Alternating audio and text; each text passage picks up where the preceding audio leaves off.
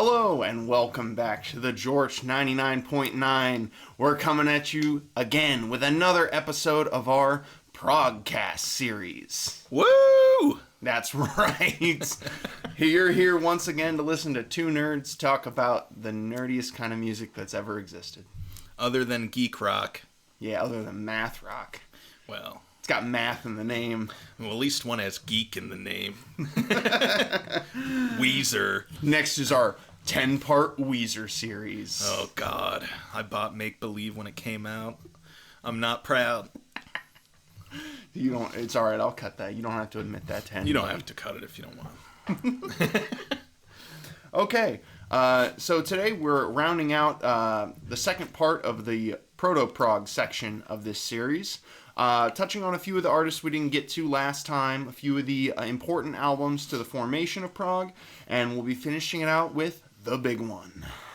The one that crashed the wave and set the machine in motion for decades to come after. All right, starting out today. Yeah, we're going to start with Soft Machine today. And if you're not familiar with Soft Machine, they're an early Canterbury scene band. And their first couple albums came out in the 60s, which qualifies them as proto-prog.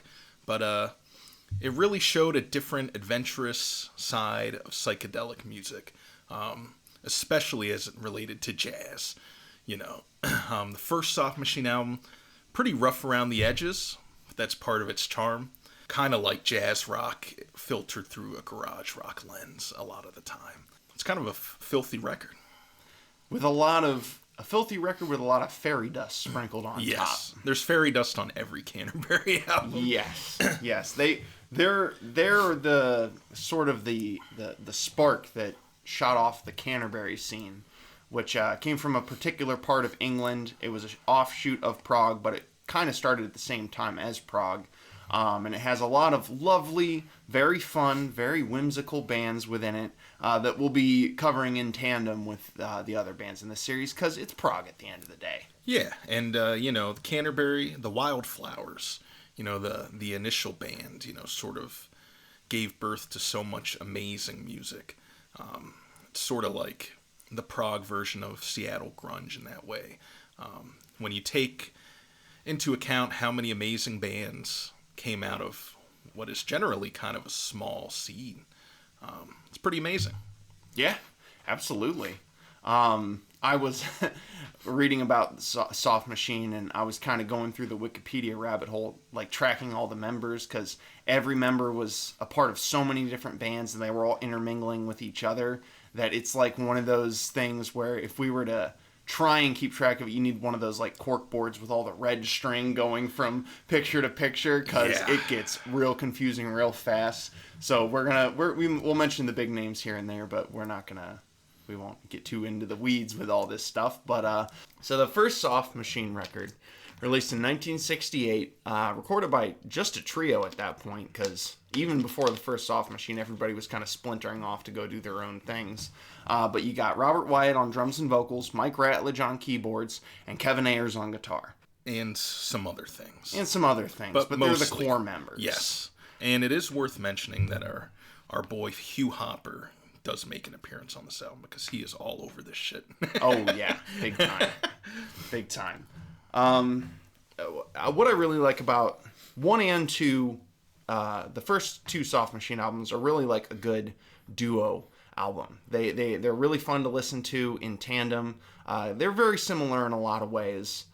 Maybe 2 improves a bit on it, but the first one, it's so charming. It's very whimsical, and especially I think Robert Wyatt's voice really drives that home a lot. I love his voice, dude. Me too. If a gnome could sing, it would sound like Robert Wyatt. But I think they really stand out in like the 60s prog scene, the proto-prog scene, because they sound very well formed for a 68 band. Yeah, and that first album definitely kind of rides that fine line between like the psychedelic movement at the time, and various incarnations. But I think 1 and 2 are structured pretty similarly. It's funny because once we get to their third album, they're doing side-long tracks, And the first two albums kind of sound like, a lot of times, a collection of sketches. They're very Zappa in that way, and a lot, The songs meld into each other. Yes, it's a an lot, album too. experience. And I like that about those records. They keep it very adventurous. You kind of don't know what to expect. But I think, like, a big hallmark of Canterbury, even moving forward from this, is, like, psychedelic rock is always kind of playing a large part in them. With Soft Machine, with Gong, big time. Yeah, big time. Even with some of the Caravan stuff, it keeps a toe in the psychedelic rock part of it a lot, but it lends itself to like how fun and whimsical and fairy tale like the music sounds. It almost is like it had to be psychedelic in a certain way. Yeah, pretty much every Canterbury band is very psychedelic. Yeah. Even the more like streamlined fusion eras still get their kicks, but yeah, Soft Machine 1 and 2. And 2, you definitely, you can see the growth musically. But, the first album, It's great. it kicks ass. It kicks ass. Everything kind of flows together. It almost plays like one song. The performers are great. I mean, they're coming out of the gate already like sounding even more proficient than some of the bands we talked about in the first episode. And I just think that like pretty much they're very similar, but everything was kind of improved on by Soft Machine 2, which came out the year after it. Soft Machine 2, if anything, is like even more jazzy. Yeah. I feel like Much more jazzy. everyone sounds even more comfortable on their instruments. Like I think Robert Wyatt's drumming stands out a lot more on the second album. He is one of the most creative rock drummers out there. He peaks in 70, but on volume 2 you can really hear him developing his own playing style. Yeah, he's very sporadic. He'll jump from rhythm to rhythm, something that sounds like a rock rhythm to something that's a jazz rhythm. He has a moment, he has a drum solo on 10:30 Returns to the Bedroom, and it's just tasty as fuck. Because he gets like this minute of drum soloing, and then the organ and the guitar come back, and they start like building up, and it's just this excellent crescendo. It really was like, it's a huge standout moment on the album. It's an ascending moment. Very. It's, I was listening to that album the other night, and that particular moment... It might be my favorite moment. When I was under the influence. This guy pops Tylenol all the fucking time. Fucking NyQuil 10 times a day. Canterbury's the best genre to chug NyQuil to. Yeah. Remember that, kids. But holy shit, like, it's a big moment. I love the, there's a lot of fuzzed out bass on the second record, too, that pops up all over it that, like, it gives it a bit of an edge where, like, yeah, it's like something from a book of fairy tales, but then they'll just hit you with some gnarly fucking bass riff or some really tasty guitar solo that like keeps that rock edge to it very well. The fuzz part of Canterbury is a huge element to a lot of the bands, especially the earlier bands. Like that music to me sounds very comfy because it's so fuzzy. As sporadic as it can be, man, those albums are comfy to me. Like they fly by. They really do. When I think like warm and fuzzy, I immediately think of the Caravan organ tone. Yes. Iconic. So fucking iconic, dude. So yeah, I mean, Soft Machine, you got to give them credit for how early they were. Those first two records are just great sister records. They're fun. They're breezy. I mean, in re-listening for this episode, like, I just had a smile plastered on my face the whole time listening to them. Yeah, Robert Wyatt, he makes me smile. He does, man. He's a gem. Shout out to Robert Wyatt. He got Tears for Fears shouted him out. Yeah, I was about to say that on the record. I was like listening to that and looking at the back one day, and I'm like, Robert Wyatt. I'm like, that Robert Wyatt? I'm like, hell yeah. The man. The man. He's such an understated talent because his solo work, which we'll get into eventually. But Robert Wyatt is someone you need to know if you're getting into prog. A lot of these members, but Robert Wyatt. He's one of the masterminds of it for sure. Like, one of the masterminds of the early movement of the scene, and when it would blow up in the early 70s as well. And I feel like with Canterbury as well, like, it's kind of, I know you said sometimes it can be difficult when you're thinking, like, Soft Machine third and stuff, but I think it can be also some of the most accessible. Like I've played In the Land of Grey and Pink for people who are not fans at all, but like I've never played it for someone who didn't enjoy In the Land of Grey and Pink. Oh yeah, the melody, it's so good. The melody is incredible. Nobody can hate the song Golf Girl. No, like we're gonna get there and really go in on that album, but yeah, Canterbury is just so fun and whimsical. It's like hard to hate. Like, it's just so enjoyable. Yeah, it's sort of... It deconstructs the notion that prog is too self-serious. You know, it's... Just because somebody is very proficient at an instrument doesn't make them any more serious than a guy who's not so good on his instrument. You know, they're not exclusive to each other. And I think Canterbury's a great culmination of that, to where you can be. I mean, Zappa obviously is a big influence on Canterbury. So the humorous aspect of that music is a pretty big deal. And it's just nice having a prog subgenre that doesn't take itself too seriously, while simultaneously being quite accessible to the untrained ear, you know? Oh, absolutely. You could bring in a lot of outsiders with Camel Records and with Caravan Records. And they're definitely Canterbury is the greatest example of how unpretentious prog really is, and I think it's usually the minority of bands that are so self-serious about their music and about their art. Like, a lot of prog is just really fun to listen to, and even if they're super proficient on their instruments, either the songwriting or just, you know, they're usually self-aware enough that making a 20-minute song about some convoluted concept or whatever, about some fantastical idea, is like, they're very self-aware that this is very goofy and very silly to do. There are very few bands that I think do take themselves that seriously. Emerson, Lake and Palmer. Pink Floyd. But most of them, even guys like Magma, who are so fucking far out, like, it's just fun. Oh, it's a blast. It's so fun. You can't listen to Gentle Giant, like an album like Octopus, and say like, oh, they're so pretentious. And I don't we actually didn't mention this in the first episode, but kind of another sort of thesis statement for this whole series is just kind of breaking down how much the word pretentious is associated with prog, because in general we just hate the word pretentious being used to talk about music at all. It really doesn't make a lot of sense. Well, the problem is that, like, it's a meaningless term because you could feasibly go in any direction you want with it. There are prog guys that probably think punk's pretentious because they didn't learn how to play their instruments as well. To them, that's arrogant to go out and make music that they think they're not, you know, they shouldn't be making. You know, you can spin it any way you want. And my big thing is that a big part of why people don't like prog is that they think it's unfocused and it's too showy. But then they'll go rate a jazz record, you know, 5 out of 5, which is based on improvisation, and it just seems like prog people don't understand what it is. You know, it's like there's gonna be long instrumental passages and improvisations and soloing. That's what it is. You know, it's like ripping on hip hop for having rapped lyrics. It just doesn't make sense. You should have enough self-awareness going into something to understand what makes it what it is. And to fault it for that, I think, is really stupid.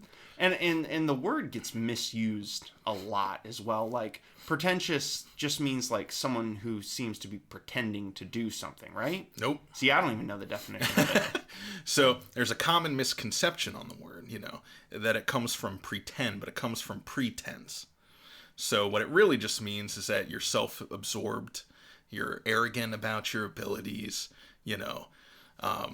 That's the way I come to understand the term. Attempting to impress by affecting greater importance, talent, culture than is actually possessed. But it's like, in that definition, it's like, how are these guys pretending to play technical 10-minute long songs because they do actually possess the talent? You know what I mean? I know. Well, like, maybe if it was like a Sex Pistols song that was 20 minutes long, playing the same 3 chords the whole time, that's pretentious. But I think the way it gets misused the most is people just using pretentious as another word for like snooty, for like uptight and highbrow, which with that definition, you could paste that to just so many kinds of music and different kinds of art. Is every Stanley Kubrick movie pretentious because the man tried to, go outside the bounds of what normal film was at the time. It's like, sure, if you want to, but like, where's the fun in that? Yeah, I think it's a stupid word, and it's way overused in criticism for all kinds of progressive rock. I just don't understand why one genre it's okay to do this thing and another one it's not. And, there's room for everybody. But, yeah, don't fault a genre for something that is a part of its DNA. It's like, then just don't listen to it, I guess. Yeah. But I am completely against this idea that prog is, like, super pretentious. If anything, it's all these lame hard rock bands that fucking have fallouts with their singers and have all this stupid ass drama, and they write like 3 fucking chords half the time. Yeah, and that's fine. But it's like, I don't like assigning pretentious to art, because art always changes the moment you experience it. So whatever the artist's intent is not necessarily going to be how you feel about it. And I just think people should be more open-minded to more things. If a drone metal band wants to play the same riff for 20 minutes and they make it evocative and interesting, I don't consider that pretentious. In the same way, I don't consider a 20-minute prog song with 15 minutes of improvisation pretentious. And critics especially throughout the decades, like, pretentious is just another one of those words that falls into their Rolodex, which is basically just a way of shooting down people for trying new things.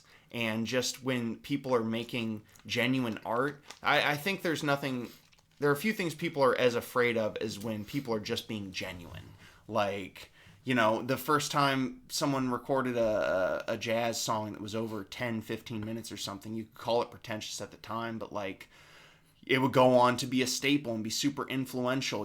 Just because it's a new thing, you can assign all these negativities to it, or because people are doing something outside of the box. Yeah, and so many of these prog albums were panned upon release by critics, and then you find out like decades later they go to rewrite their own history, and you're like, and that's one of the things about music criticism. Hindsight's 20/20. I get that, and sometimes the critics will justify their wrong just to save face, which is kind of cowardly. But I don't think they gave a lot of this music a chance to begin with. I mean, yeah, it's exactly what even aside from like the 70s rock critics and shit, like Pitchfork's been doing it for the past 30 years. They've gone back and re-scored so many of their fucking records because the public opinion of it has changed, and because they need to be a public outlet, they have to change their opinions too. And it's like, I mean, if this gets way too off on a tangent or whatever, we can just cut it. But like, I'm kind of thinking like, what's the point of music criticism? Like, what place do critics really have in the music space? The best thing a critic can do is to give positive thoughts on an album. Because at the end of the day, there's nothing all that productive about shitting on a record.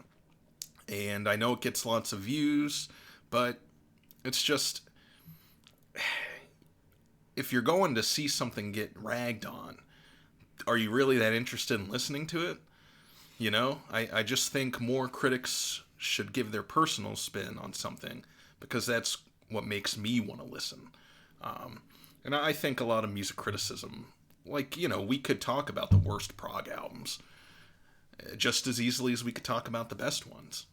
But it's not interesting because I don't want there's not a lot of credit to just shitting on things. It's more interesting to give a positive spin on something, so that somebody is actually interested in listening to it, and they can get in their life what I get in my life out of it. Yeah, that's all that matters. Because positive talk, it like can open new angles to a piece of art that people who already love it never noticed it before. You can widen people's perspectives or give them a different perspective, and people who don't like it, you might make them think about it a little bit differently. I know I've been softened up and brought around to the Beatles talking to so many people who love them and gaining their perspective and their personal experience with it, and that can make me appreciate it in a whole different way, where the negative talk, it's like you're either just you're either just rage baiting people who like it, or you're just greasing the wheels of people who already didn't like it. It's like it's not constructive. You don't get to any new discoveries or perspectives, and it's just not fun to talk about. Like if we just did a show like this, just talking about bad music that we don't like all the time, I wouldn't have fun doing this. No, it's boring. It's boring. It doesn't give you any satisfaction. Like, I think you can creatively and funnily rag on something, but, you know, it's just like, what's the point? Well, exactly. It's just futile at the end of the day. And through our conversation, I thought of one thing that I could see as like a very objective use of a music critic, at least back in like the print days, the pre-internet days of, like, you know, there was no way, a lot of times, unless it got radio play, there was no way to hear a record before you paid money for it. So, you know, if you followed a specific critic, you typically aligned with their opinions, they were a trusted source, then I could see that having its use, because you don't want to spend $15, $20 on something without having any idea of it. You know, we don't do that very often. No. But I think that doesn't even apply in the modern day at all, because with the internet, with YouTube, with streaming, I don't need a critic to tell me if something's good or bad. Like, if it's on my radar, I'm going to listen to it. And if it's not on my radar, I can just listen to it anyways and decide for myself if I like it or not. Like, exactly. It's so easy to do that now. And like, at least with certain sources, like, let's say, like Fantano, for example, at least that's a single source, right? You can at least, whether you agree or disagree, it's one person's voice who has a consistency throughout their critical catalog, right? But what's the point when you've got like Pitchfork, where a different album's being reviewed by a different writer every time, where you can't even gauge that person's tastes, their previous reviews? What's the point? Just because this person gave this album a 9 and a different person gave them another album a 9, they could have totally different reasons and perspectives and experiences for scoring that album. It's like, you know, it's like IGN. It's like a different person reviews every different game. And at that point, you're not even getting it from a single voice. So, like, especially at that point, what the fuck is the point of a critic? Yeah, and then you wonder, like, how much the critic has to sacrifice for their publication. You know, absolutely. It's got to be a good bit.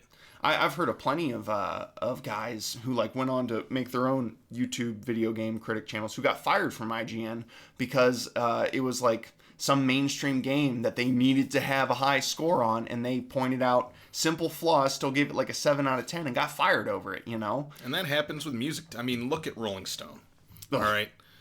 When U2 puts out an album, it's one of the best albums of the fucking year. And we know U2 is not putting out some of the best work of the fucking year.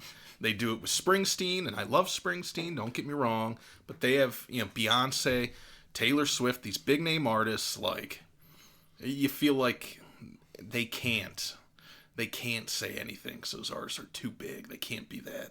Yeah, they're going to alienate their subscriber account, their audience who pays to read them and everything.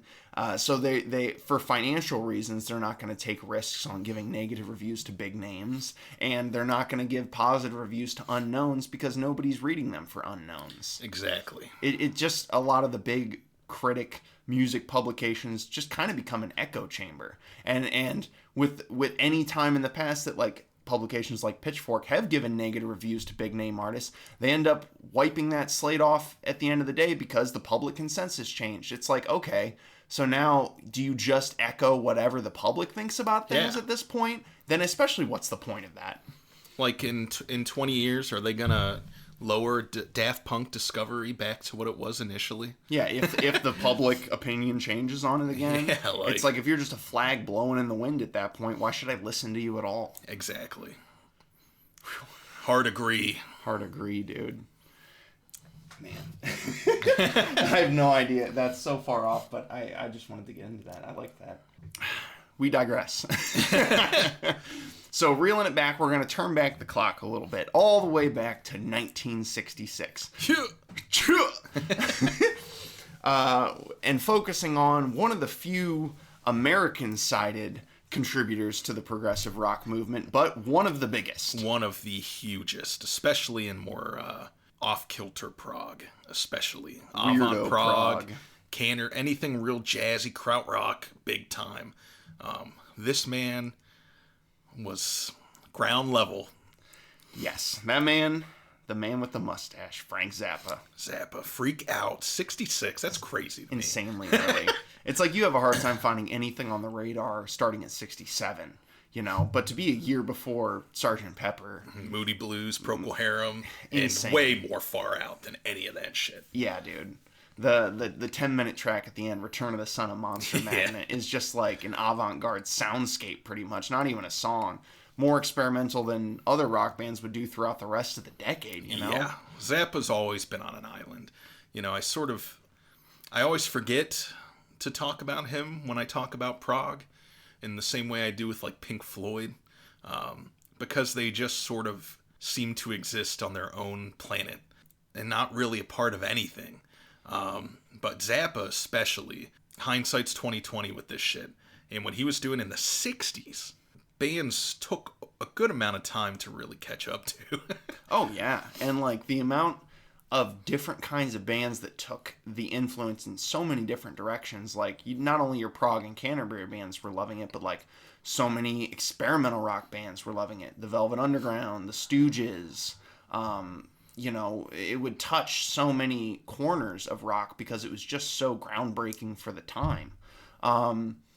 To get into the music a little bit, it's an interesting listen because it's a rock album that's really taken the piss and almost kind of like satirizing the sounds of like early to mid 60s rock at the time, while at the same time being a mid 60s rock album.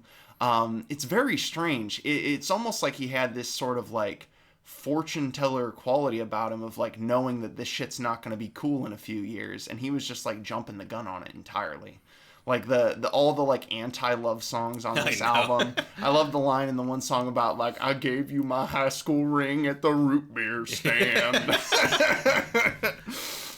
He was writing fucking John Mellencamp lyrics in the 60s. Yeah, unknowing that it would become cool again in the 80s somehow. I don't know how cool it is, but sucking on chili dog. Sucking on chili dog. Sucking on a chili dog. What are some highlights on Freak Out for you? So I really do like the last couple cuts because they're quite avant. Help, I'm a Rock. Yeah, Help, I'm a Rock is really stupid, but it's a lot of fun. Most of this album is pretty stupid in some ways. You know, lyrically, it really broke some new ground, but it does get old to me a little quick, and I do get tired of doo-wop pretty quickly as well. That being said, I like the first stretch of the album, first couple tracks, killer. Hungry Freaks Daddy, I Ain't Got No Heart, Who Are the Brain Police? Lit. Brain Police is awesome. And then you get to Go Cry on Somebody Else's Shoulder, which is funny. It's funny. But it's like, all right. And then once you get to Trouble Every Day, it gets pretty good. Proto Gil Scott Heron on that track? Lyrics on that track are much better than the song itself, to be honest. But should I rattle off some of the lyrics? I got them pulled up here. Rattle them off. All right, let me see. They're the best ones on the album. Yeah, I mean, I like literally, I mean, I was driving, so I really couldn't. But when I was listening to it, like some of the lyrics were sticking out to me. I'm like, is he spitting right now? Is he going hardcore? Proto rap. I mean, first off, on one level, the song is about the endless news cycle. And, you know, this was before the 24-hour news cycle. This is before it would become as terrible as it is in the modern day. Yeah. It almost is cliche now to talk about how the news is depressing to watch. But to have a song so on the nose about it in 66 is fucking insane. Arguably when the news was nowhere near as bad as it is today. But then he just gets into all these like civil rights topics, you know, in the heat of the civil rights movement in 66. And yeah, this was the line that stuck out to me that I had to fucking read up on. So he goes, hey, you know something, people? I'm not black, but there's a whole lot of times I wish I couldn't say I'm white. Well, I see the fires burning and the local people turning on the merchants and the shops who use their to sell brooms and mops, and every other household item, watched a mob just turn and bite 'em, and they say it served 'em right because a few of them are white, and it's the same across the nation, black and white discrimination, yelling, "You can't understand me," and all that other jazz they hand me, in the papers and the TV, and all that mass stupidity that seems to grow more every day each time you hear some nitwit say he wants to go and do you in because of the color of your skin. Just don't appeal to him, no matter if it's black or white, because he's out for blood tonight. Bruh. If I was holding this microphone, I would drop it. Dude, it almost like, I mean, I'm not nearly, like, deep in the lyrics of all Frank Zappa's shit because he's so prolific, but, like, I kind of wish he got on his soapbox a little more often because dude had some shit to say, man. Yeah, and I prefer him going after that than some of the other topics he goes after. A lot of jokes about food, folks. A lot of jokes about food and women. A lot of jokes about women. Yeah. Have you heard that Roxy and Elsewhere live album? Oh yeah. It's just half of it is just him doing skits on stage, and it gets kind of unbearable after a while. Yeah. But, when it goes though. I go back but I mean, just to finish off that thought was like I just wish he got a little more serious sometimes. Me too. I mean, his goofiness and his sense of humor is definitely why so many people love him and it makes him unique. But I wish he gotten a little more serious sometimes because, he was a very smart guy. He had a lot to say. Listening to a few of his albums for this series, I keep going back and forth between like how he took himself really seriously or he didn't take himself seriously at all, because in interviews he can sound stuck up. Some interviews he sounds like he's just tongue-in-cheek taking the piss out of the interviewer, and some of the songs are so goofy you're like, no way this guy takes himself seriously. I still haven't made up my mind yet. Maybe I'll come to a conclusion. He's a complicated character. He's a very complicated man, but whatever you think, he's a man who should garner a lot of respect. Yeah, even if he did do Thingfish. What is that? Don't get me started. It's too late. It's from the 80s. We're not going to talk about it yet. I've got him in a rare mood where he's talking positive about Frank Zappa, so we got to keep it. We got to cut it while we can. Take our fucking wins and run with it. All right, Uncle Meat. Uncle Meat is the shit. Way better than Freak Out. And Uncle Meat, you could make an argument that it is the first avant prog album. And it's in the 60s. That's pretty fucking crazy. Now, some of the experiments on this album kind of go wrong, and like Zappa, a lot of his tracks are sort of shorter and goofy. They're interspersed within really good tracks. But this one goes fucking off. I mean, it looks like the album cover. It's just such a fucking mess in the best way, but yeah. Uncle Meat main title theme, sick. But Dog Breath in the Year of the Plague. Wow. And I think he did a classical rendition of it before he died on the Yellow Shark album. Oh, really? Yeah, so that one has gone. But yeah, I'm like thinking back, like Sleeping in a Jar I fucking love. And then I look and it's like, it's not even a minute long. Electric Aunt Jemima, that was one of the first Zappa songs I heard. Surprisingly. I love the title. I know, dude. And it ends in such a great way. The C side and the D side. Because the C side starts with Mr. Green Jeans, which is a very important song for Zappa. Classic Zappa and, song. We'll get to the sequel in a minute here. Oh, The Return. The son of Mr. Green Jeans. Oh, right. But the D side with the King Kong suite is just so fucking good. I love it. I don't know. I think this record is like, it's way out there. It does a billion different things, but God, I'll listen to this record and I'll like think of like an avant prog album from like the early 80s, like Eros by Dune, and like Zappa's all over that. It's all over the first Magma album. I mean, all the Rock and Opposition shit is way indebted to Zappa. Hugely indebted. Yeah. And even if a lot of those bands, were making serious music, musically, a lot of those artists are still pretty goofy, as disciplined as they are. And it's just vibrant and colorful in a way that Zappa's music is, when he's not talking, typically. But yeah, I mean, there's no debate. I mean, we can go back and forth about his lyrics and his humor and everything, but like when Zappa's going instrumental, he can't be fucked with. No. Because not only is he an excellent guitarist, but he had a great knack for picking great musicians to be parts of his band, whether that's in the studio or with his live bands. And this guy was a prodigy. I mean, he was doing avant-garde compositions for his high school. Yeah. Like, he was just on a different wavelength altogether. But his influence on a lot of prog, especially some of the more out there shit, is you can't argue against it. I mean, it's arguably as influential as anything else we've been talking about. I mean, it's really a big deal. And once you dive deeper and deeper down the rabbit hole of prog, you start to hear some of the more popular shit, more listenable shit. Influence kind of dies, but Zappa's influence never dies. You go deep into that shit. It could be a 2000s avant prog record. Bam. The DNA is in there, and it's heavy. Heavy fucking DNA in so many strains of prog that it cannot be understated. I mean, you can even bring it up to like the modern day with like a Black MIDI. Like you can't tell me John 50 doesn't have Zappa DNA running all through it. Oh, big time. And like you were saying, like lots of other genres have his DNA in it too. Because even if he wasn't a punk musician, he was very punk for his time. Yeah, very punk in what he did. The ethos, yeah.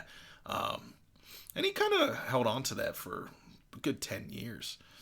You know, once you get to Joe's Garage, it's kind of over. That album sucks. Catholic girls. Tiny little mustache. They're learning to blow. Something that's what's been really fun about listening to shit for this series is listening to all the stuff that came out around the same time as each other gives a great idea for the context, right? And I'm like changing perspectives and opinions on a lot of bands because you're hearing what it sounded like to the shit that came out right next to it, right? And some of them have dropped a little, but Zappa is like, I've always been kind of a medium temp Zappa fans. Same. There's a few albums of his I've always loved, but like overall pretty medium temp. But like, I don't know, he sticks out like a sore thumb in the late 60s. He sticks out like a sore thumb in the 70s, and in a good way. Yeah, like where sometimes when like prog or jazz rock gets sort of starts to become more homogenized sounding, starts to lose its colors, things start to sound more one like the other. It's like you come back to Zappa, and he's still like using this palette of all these different fucking colors that nobody's thought to touch before, and like it's just so fun. It's really like I've gained even more respect in listening to these Zappa records for this series in the context of all the other shit of the time. All right, the big one, honestly, most people's number one favorite Zappa album. I know it's both our favorite Zappa album. It is my favorite. It's a generic pick, but you know, it's Hot Rats. Hot fucking Rats. And the only voice we get is Captain Beefheart. And what a voice it is. Yeah. That is a 10 cigar a day voice, folks. Yeah, seriously. Oh my god. I didn't know until forever that the head sticking out of the swimming pool on the cover isn't Zappa. Oh yeah, it's a girl. Yeah, it's a girl. I thought it was Zappa forever until I saw that deluxe with like the different pictures from the shoot. I was like, that's not Zappa. It's like learning that on the Sabbath Day View, that's not Ozzy. Yeah. It's like learning about Cher being on the LA Woman, but then finding out it actually wasn't her. Yeah, I know, but it's such a good story. That happened to me recently. I got educated on something that I thought was real. So like we said earlier, you know, we go back and forth on his vocals, but you can't fuck with Zappa when he's in an instrumental context. And except for one song with Captain Beefheart on Willie the Pimp, this is an entirely instrumental album. It's for an instrumental album, like, it's super jazzy like most Zappa, but it also has this classical background as well. And the way some of these pieces are composed, some of them are so thoroughly well composed with amazing musical themes and motifs. And just the sonic palette of this record, it's just super colorful. It sounds like if a rainbow filter was used over reality, and you were really fucking high. It just, some of the sounds in that record are like pure ear candy. For someone as avant-garde as him, like, this is one of the first mostly instrumental albums I ever listened to. Same. And it blew me the fuck away. I mean, the opener, Jesus Christ. Peaches and Regalia, it's like 10 minutes worth of compositional ideas condensed into one 3-minute song, because you're just hit with so many amazing melodies and amazing hooks that it's almost it's like an instrumental jazz rock song, but it's almost like a pop tune at the same time. It's an amazing opener, and it leads right in to the best song on the album, in my opinion, Willie the Pimp. Willie the Pimp's so fucking good. Woo! This song rips! It fucking rips, dude. Great riff. Oh my god. And then the dive bomb into the vocals coming in. And Captain Beefheart. Perfect choice. Slays on this, dude. Because, if there's a white guy with a pimp's voice, it's Captain Beefheart. Basically. Yeah. He even kind of dressed like a pimp a little bit. A little bit with that hat, yeah. The hat, and sometimes he wore a boa. Well, I guess that's more of what a hooker would wear. Do we know he wasn't a pimp? No, we don't. We know he was a sculptor and some kind of musician. He might have played some things, not piano. I know that. He played. Do it again. Do it again.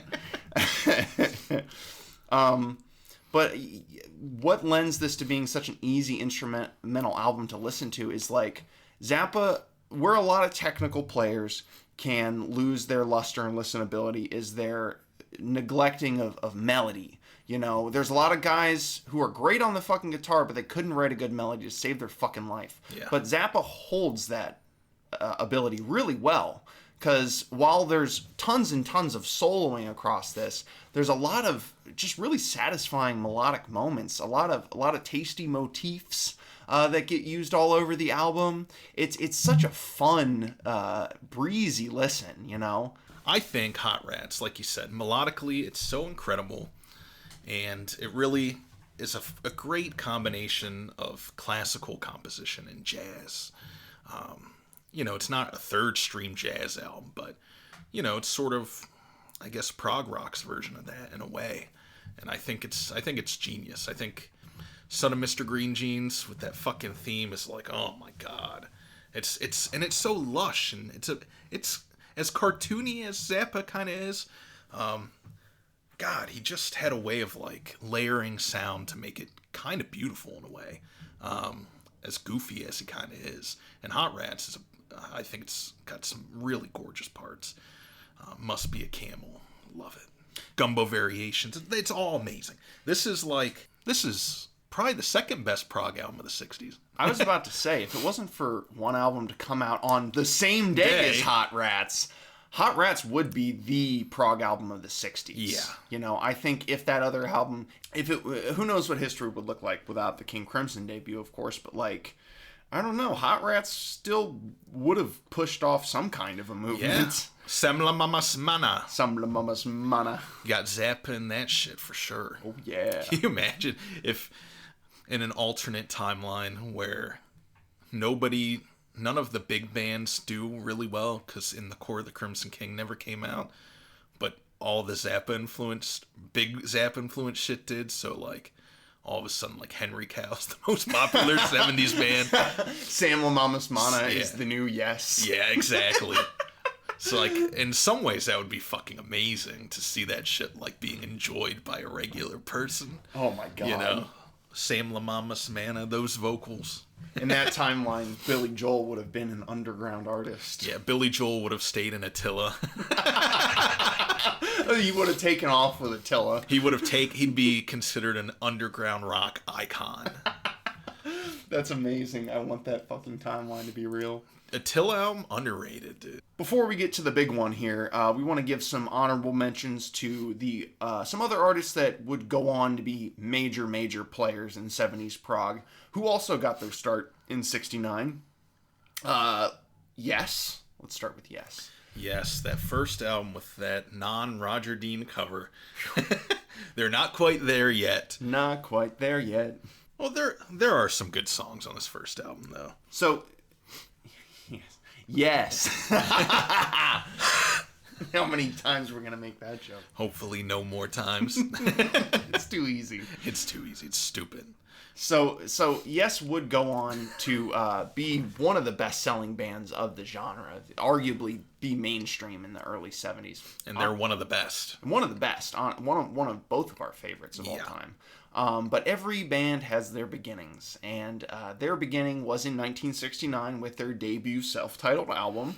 And a good majority of the important players were already in the band. Bill Bruford, Chris Squire, the singer John Anderson, So a lot of the sound is there, and by no measure is it a bad album. It's not so far off the radar. Like, Chris Squire is still Chris Squire.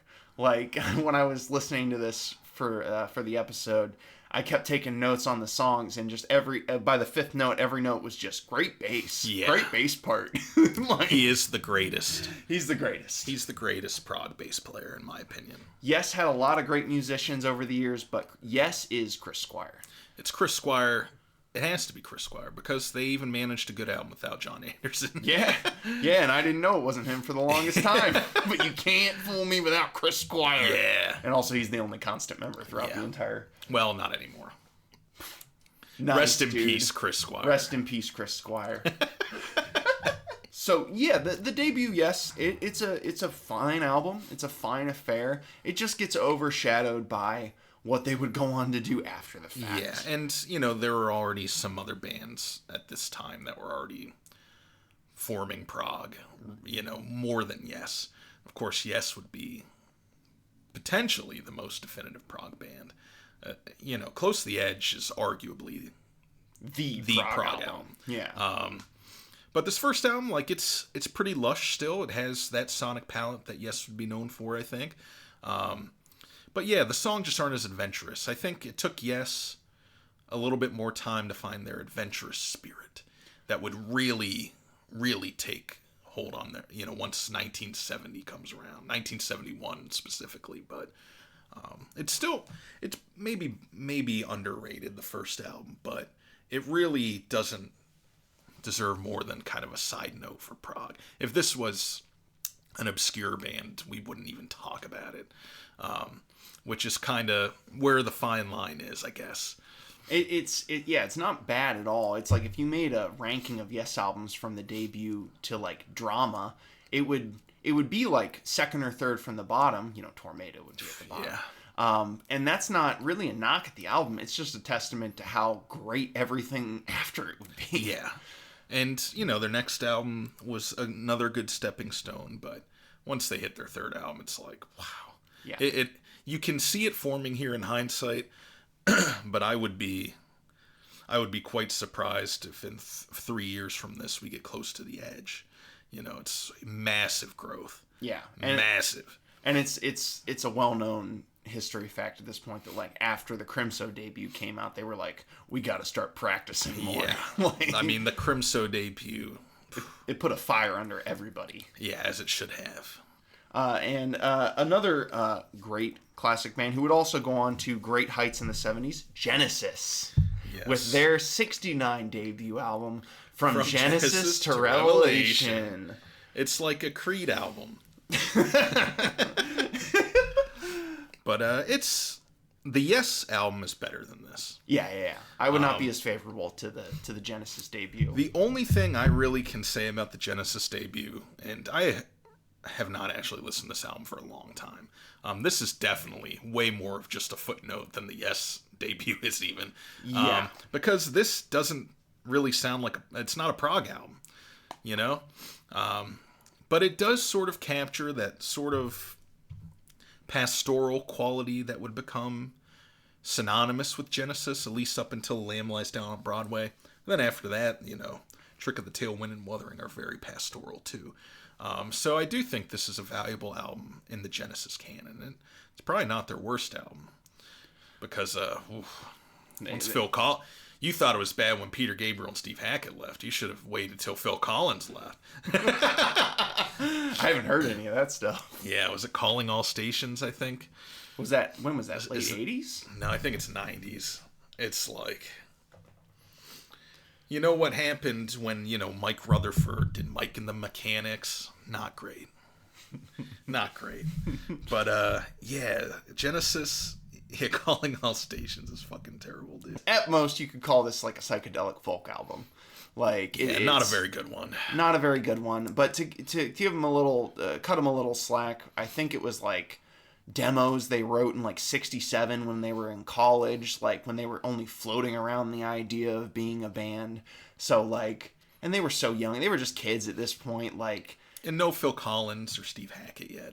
Yeah, so it's like, I was like kind of overhyped for the hate for this album because I only first heard this for this series, and it's like it's not the worst thing ever. If this was just some other unknown folk group of the 60s, like it'd be fine, it'd be passable. Yeah, it's not passable. Bad. It's not bad, but it's just there's nothing really to latch onto is the problem. Yeah, and it's way more insane than Yes going from their debut to eventually the Yes album.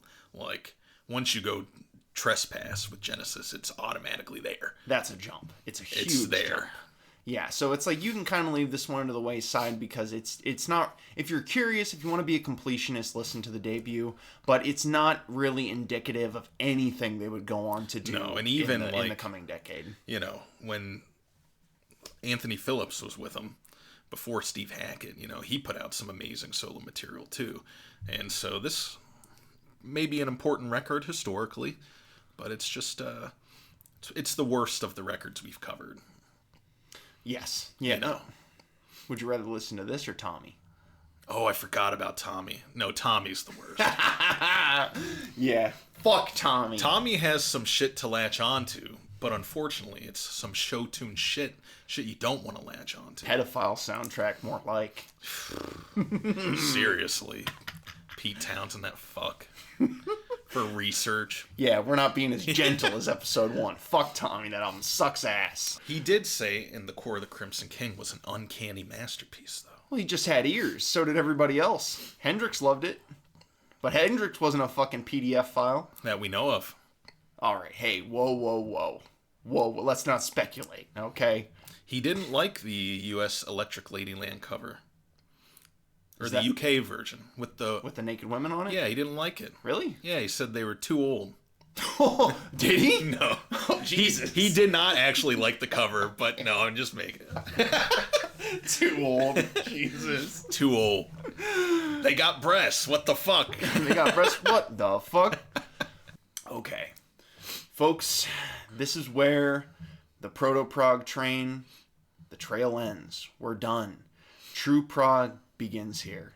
Because with many genres, when they're first forming, there's a specific artist or a specific record that is the hallmark, the stamp, the gluing together point that would bring together all the elements that were disparate in many other artists, and it took one artist to bring everything together to define a movement.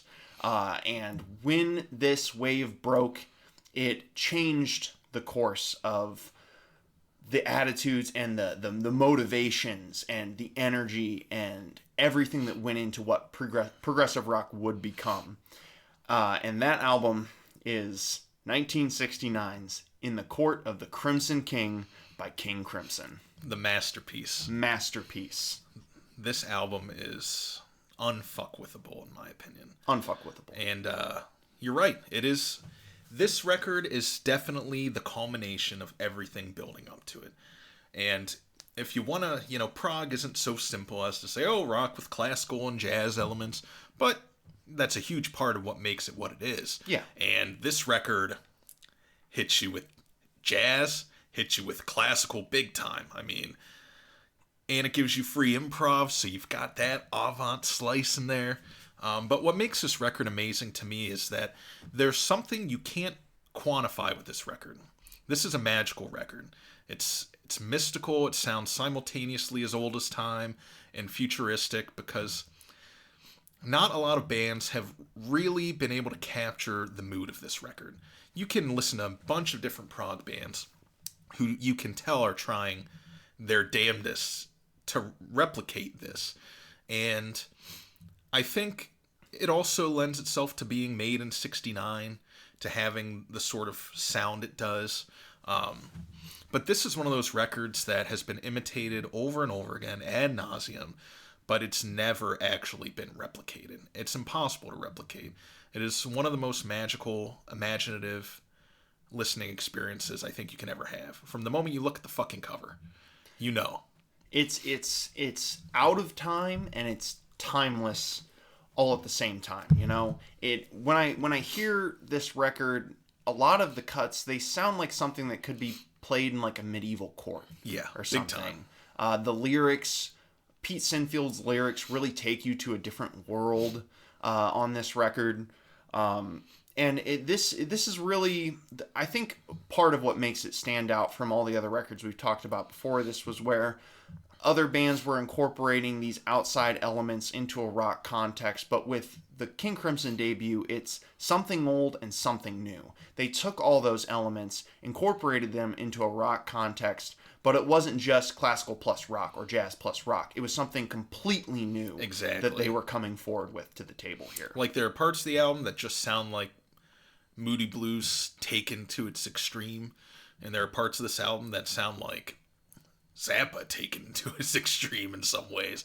I mean, it's this album is just, it's everything.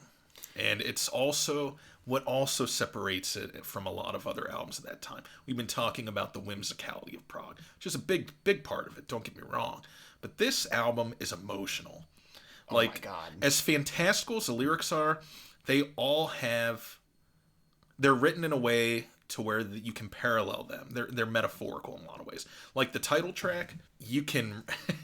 some of the shit in that is very relevant today still, lyrically. And Greg Lake had the perfect sort of mystical voice that went with this record. I love John Wetton, but I don't want John Wetton on this record. I think this was a perfect combination at the right time. And Ian MacDonald, I love Robert Fripp. He's the GOAT.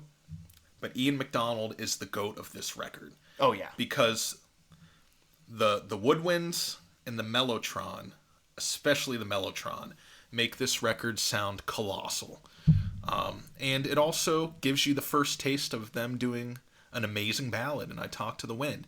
I mean, Jesus Christ, the whiplash from Schizoid Man to I Talk to the Wind is unbelievable. You get both extremes of this band within 2 tracks. In the first 10 minutes of the record. It's incredible. They almost like set out their entire philosophy for everything they do moving forward in the first 2 songs of their first album. It's just, there's very few bands that I can think of where they just got everything right on the first try. Like, this is the start. This is the wave crashing, or the wave itself. But if this had come out like in '74 or something, if this was the end of the classic prog era, it would make sense in that context too, because it just has every element of the genre and does it so perfectly that it sounds like it could be the beginning or the end. You know, there's a lot of mystique around the album, and I think the imagery lends a lot to it. Let's start with the cover. Yeah, I'll edit this around. This album carries a lot of mystique. It sounds like you can listen to this album 1,000 times, and there's always, this goes for a lot of King Crimson, but there's always something behind the curtain you're not seeing that's going on. There's something that's always just out of grasp that gives it this mystical, mysterious quality that just always keeps me coming back to their stuff. And the cover of this album, as iconic as it is now, lends itself to the sound so well. Yeah. It's just this the screaming face, this fearful face of something coming, looking at something out of frame that you can't see, something you'll never see. Of just this like a face of imminent doom, Yeah. Of something on the horizon coming that is going to bring world-ending change, And there's something about the amateurishness of the the painting itself, because I believe the guy who did this, it's the only album cover he ever did. Like, he was not an established album artist. And there's something about that as well that just makes it feel like some piece that was like dug out of some attic from like the 1600s or something, and was just plopped on and used as this album cover. Yeah, I agree. It's one of the most perfect combinations of the visual art and the music there within. And what I like about the cover too is that Fripp, I remember reading that Fripp said, he loved it because when you cover the mouth, the eyes have this intense sadness. And they kind of already do when you don't, but when you get rid of the mouth and you just look at the eyes, it's like, whoa, this poor guy is going through it right now. Yeah. And it really fits the album too, because you could take one look at it and just on its surface level, it might sound more like Schizoid Man. But when you cover up the mouth and it gets sad, and most of this album is pretty sad. It's an emotional record, but yeah, I think it's just we can pick apart this album art, and it just lends itself so well to the contents. Again, they got everything right on the first try. Every single thing right. And there have been talk over the years of like, King Crimson what does that name mean exactly? Is it a reference to like the devil, a reference to Lucifer? And what you mentioned with the inner gatefold with the guy, the stoned looking face, and he's holding up the hand with the two fingers sticking up. It's that's the sign of Baphomet. That's what Daryl Hall did on Sacred Songs, which Fripp produced. Oh yeah, shit. I just put those together just now in real time. And Ian McDonald was in Foreigner. The Foreigner had a song, Hot Blooded, Hot, Fire, Hell, the Devil. It all ties together. It does. Foreigner is Satan's favorite band.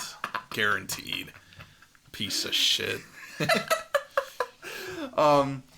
So, it's just from the beginning, they were just giving people more question marks than they were answers to anything.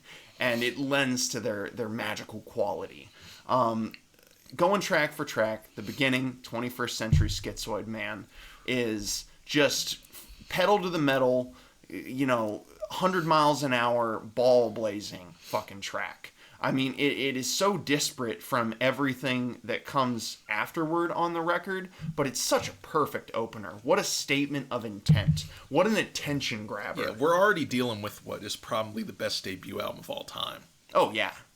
With potentially the best opening track of all time. I mean, back in the day, before King Crimson was on streaming, you had to buy the album to listen to it. And the one that I bought was the debut. And I loved the whole thing, but I was obsessed with 21st Century Schizoid Man. And to this day, I'm obsessed with it. I'm like, it's just one of the best songs ever made. It is. I mean, I know this is a lot of hyperbole, but if any album warrants it, it's this album. I agree. I cried when Ian McDonald died, and Greg Lake. Rest in peace. Yeah, man, they're dropping like flies. I know. We still got Fripp. Fripp will be 120. Oh yeah, he's one of those old curmudgeon old men that'll just live forever. Well, he gets a lot of action from his wife. You can tell she's always showing off her fake tits. Those breast implants are keeping that man alive. They're keeping him alive. Even if he's got to play Enter Sandman. He's still sucking on that teat. Yeah, Enter Sandman. What? Call them the fountains of youth, if you will. But you get a great display. It's like an exhibition of every player's instrumental prowess, The riff is fucking amazing. Fripp had a knack for great, heavy riffs. One of the heaviest bands of the 70s, period. Oh, yeah. Ian McDonald's sax work is just fucking... It's as heavy as the guitar. It's as heavy as it gets. It's loco. It's so crazy. It's shrill. It's like shredding your ears at times. The song's almost uncomfortable. They distorted the shit out of everything. They distorted the shit out of everything. Even the vocals. How often do you hear that in the 60s? No. It's so... This is almost like... It's an album that's like... This song specifically that's like cutting through the hippie mentality of like peace and love, because I mean, the opener's it's a very political track lyrically. It's painting all this ugliness and the hate that's in the world. It's angry lyrically, but musically it's extremely angry too. The imagery is incredible. Greg Lake's bass playing. Honestly, I had no idea Greg Lake was such a great bassist.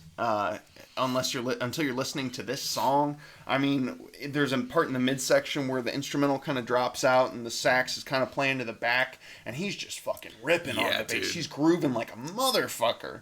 And I know you said, like, you know, Ian McDonald, he's definitely the star of the album overall, but who steals the show on the first song is Michael Giles. The drums, dude. The drums are fucking they're so crisp. The snare work, I think if I was going to describe any drummer's style as nimble, it would be his. Yeah. You know, there's just like a nimbleness to it. It's just so crisp.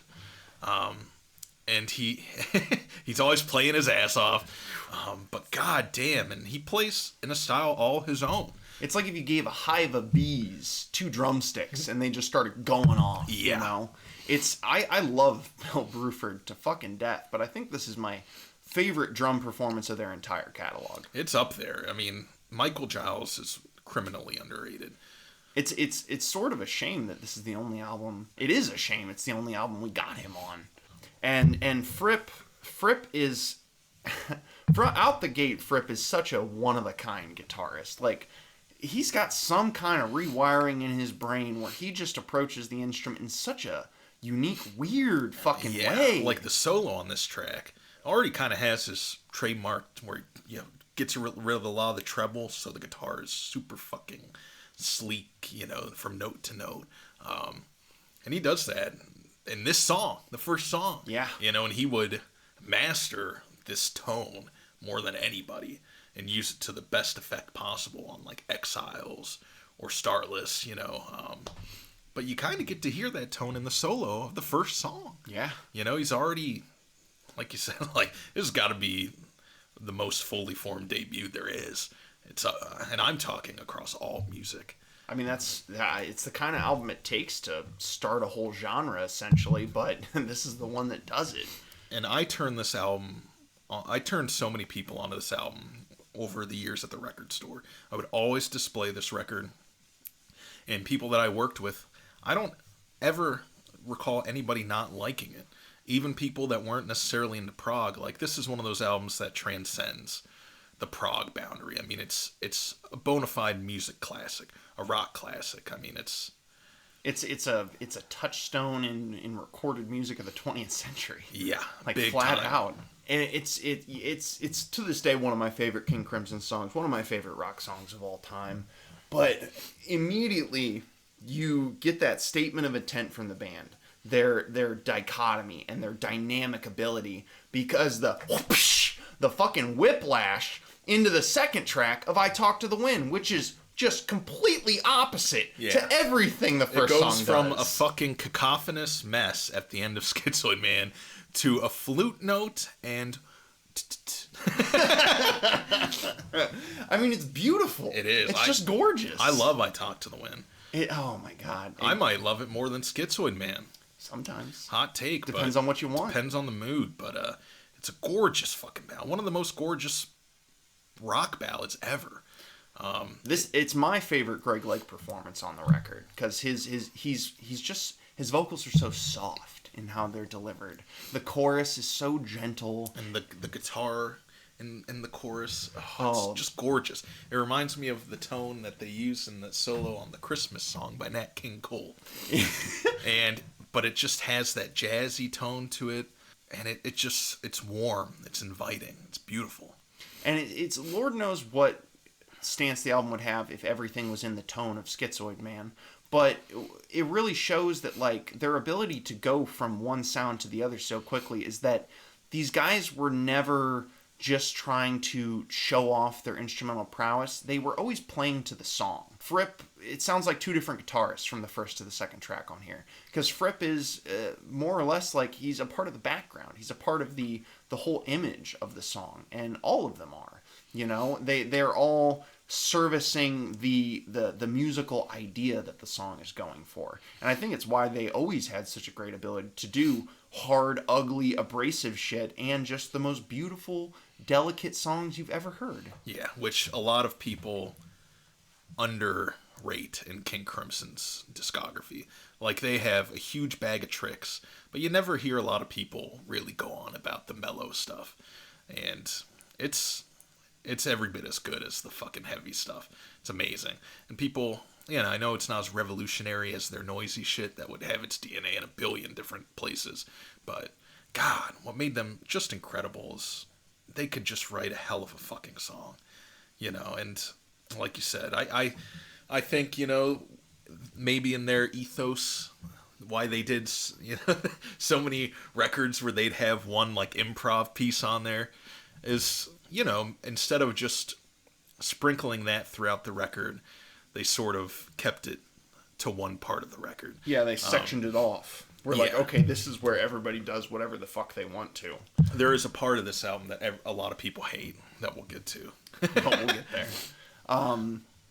So the next song after that, this is where the tears start. I mean, I've cried to I Talk to the Wind. Me but too. Epitaph has brought tears out of me more this than is any my other favorite song Greg on the Lake album. performance. It's amazing. Yeah, it's like if he's going for like a lullaby beauty sort of thing with I Talk to the Wind, he's just trying to make you cry on Epitaph. Yeah. Like, he sounds like he's gonna start crying in the vocals. Epitaph is it's so emotional. It's grand. It's beautiful, like I Talk to the Wind, but in a different way entirely. It's so, like, I Talk to the Wind is just, like, depressed. Epitaph is somber. Somber as fuck. Very somber. Like, and, the Mellotron, oh, God. This is the part of the album where the Mellotron really takes the fuck off. Yeah. Becomes the focal point of the sonic experience, I guess.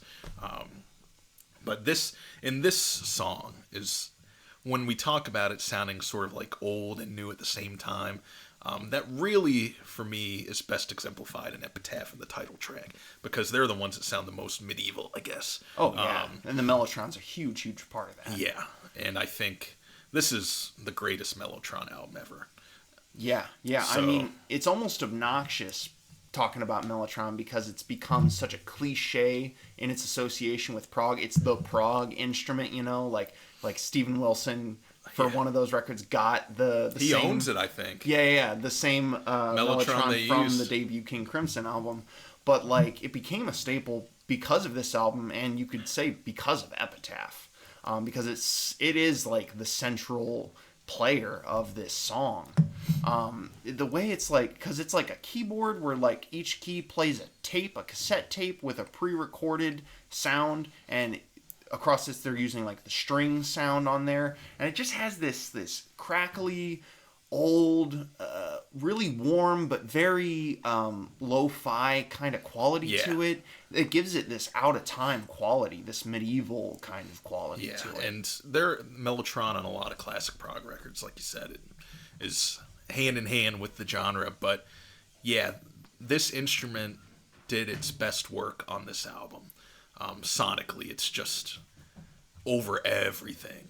Where other albums, maybe it's not such a prominent feature all of the time, but it's hard to imagine this record without the Mellotron. Yeah, you can't have it. No. It would not even be close. Yeah, it's one of my favorite members of the band. The Mellotron? Yeah, the Mellotron is one of my favorite members yeah. of King Crimson. Whoever played it, me and McDonald back then. Fripp played it a lot too. Yeah, Fripp was usually playing it. Moonchild. Moonchild. All right. This is the song some people think prevent this from being a perfect record. If you think the hyperbole is going to stop when we get to Moonchild, oh, you're dead wrong. Wrong. Moonchild is perfect. It's a perfectly placed track between two epics. Is it the track I would go to the least if I was listening to a single song? Yes. But I cannot imagine this record without it. There's something very innocent and playful about the improvisation while still maintaining its mysterious nature. It doesn't interrupt the album at all. No, I love it. Moonchild sounds like laying back in a fucking field at night, looking up at the stars, and the improv is where your mind goes. It's like how sparse the instrumentation is throughout it is kind of like, it's not like you're seeing this meteor shower in the sky. It's those occasional shooting stars and those little twinkles that pop up here and there, And the only knock against it is just that, as they went on, King Crimson would embrace improvisation a lot more. So they did a lot of improv songs better than Moonchild, but for the time, especially in the context of rock music, like, there was nothing like it. I mean, they were taking a huge, the jazz thing comes up again, but like, it's a huge jazz sensibility to this song. And it's adventurous. It's sparse. It's very understated. It's not like a song where everyone's improvising over each other and everyone's trying to get their space in the mix. It's so low key. Yeah.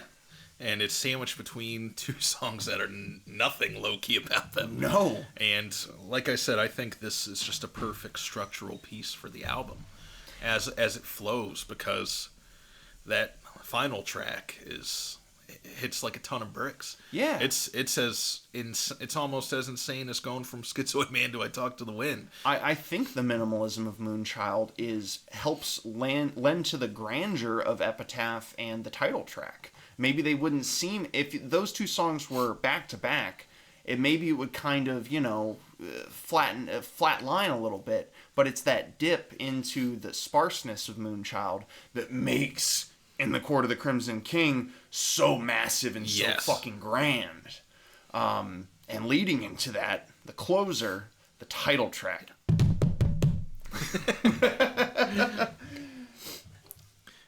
Kick us off. All right. Well, like I said, Moonchild is essential for this song to hit like a ton of bricks when it starts. You get the drums, and then it's just in with the fucking mellotron. I mean, it sounds as huge as a fucking big classical symphony. I mean, it's a massive piece. The lyrics, as fantastical as some of the imagery is, really lend itself to today. It's a fucking downer. As bombastic as, the choruses are, the verses are pretty much as depressing as Epitaph. Yes. But like you said, Peter Sinfield's lyrics, they're aiming toward a specific emotion sometimes, but they're meant to be just very poetic and evocative. They're just meant to bring the emotion out through the words, however you wish to interpret them, because as with Epitaph, I've cried to this song a lot too. Yeah. For different reasons, in different moods and different states of mind, because it just brings out the emotion, like just rips it out of you.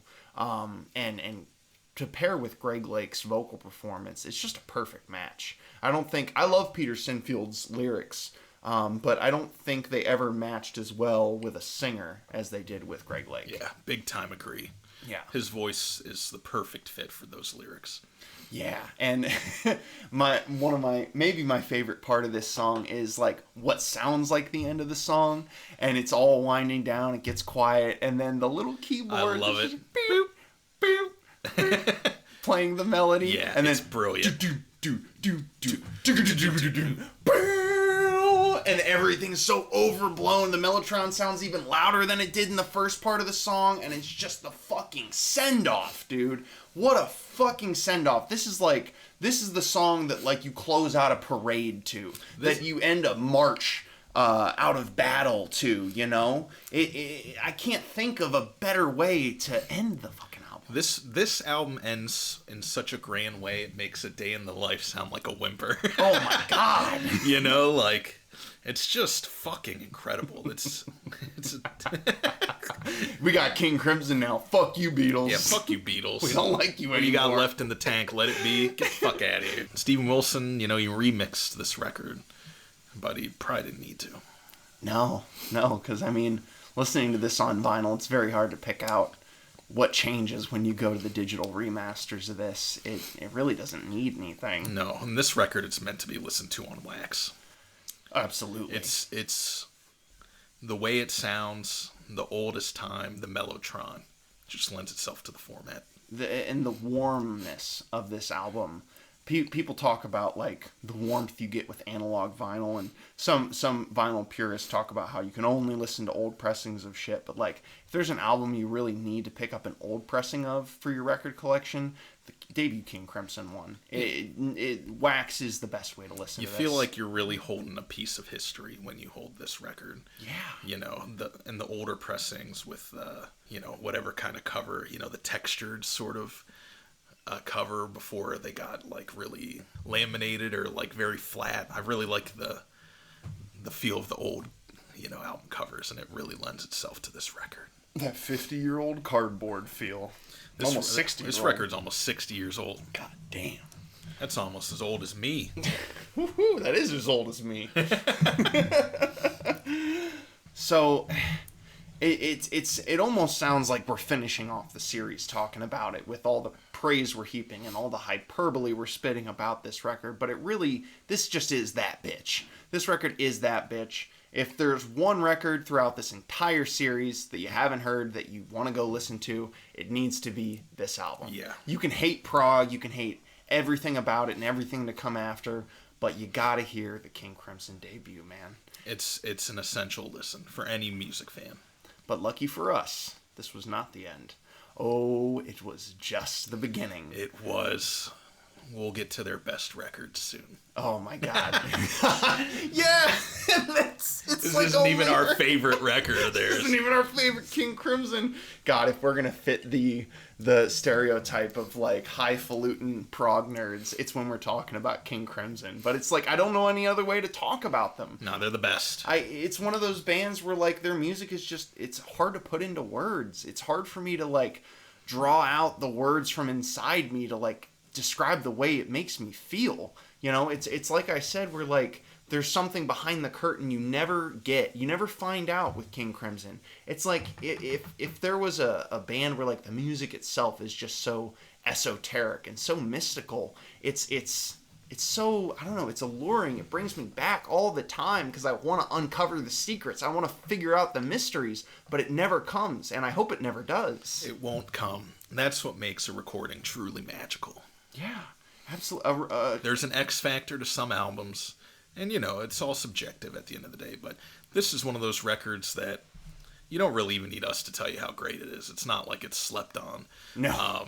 Maybe if all you listen to is the radio, but other than that, like, you come across this album pretty quickly if you descend or ascend, depending on how you look at it, into music nerddom. You know, this album is worshipped by a lot of people in all walks of life.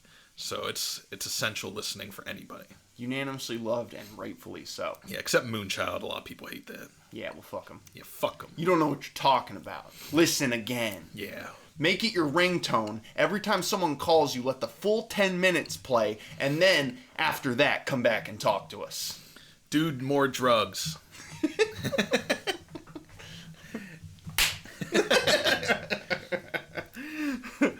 If anything, even doing all the proto-prog shit was just a build-up getting to this moment, you know? It was just a build-up, yeah. Yeah. So with that, that's where we're leaving off this episode for you, folks. That is the end of the proto-prog, and now we are jettisoned into the golden era of prog. Lit. So, coming up in the next episode, we're starting where everybody was joining the race, where a lot of the big names were getting their foothold or getting their start in 1970. Yeah, this is when every album we talk about is a fucking classic. There's so many. It's gonna be lit. Shit is gonna get fuck. Real fuck. Indeed. Indeed. All right, well, that'll do it for this one, folks. As always, thank you for watching. Thank you for listening to the Progcast here on the George 99.9.